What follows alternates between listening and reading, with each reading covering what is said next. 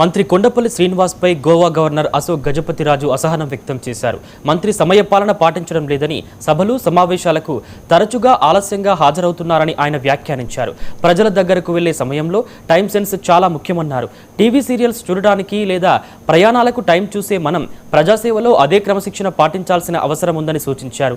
రాజకీయాల్లో దీర్ఘకాలం కొనసాగాలంటే సమయపాలన, క్రమశిక్షణ తప్పనిసరి అని అన్నారు.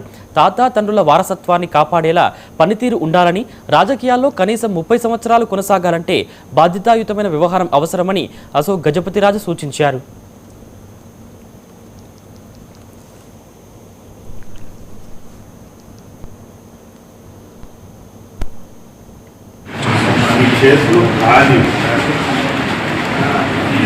కానీ టీవీ సీరియల్ చూడాలంటే టైంలో చూస్తాం, క్రికెట్ మ్యాచ్ చూడాలంటే టైంలో చూస్తాం, ఫ్లైట్లో వెళ్ళాలంటే టైంలో చూస్తాం, ట్రైన్ పట్టుకోవాలి టైంలో వెళ్ళిపోతాం, మిగతా జనం దగ్గర వెళ్ళాలంటే టైం ఏంటి తమాషా.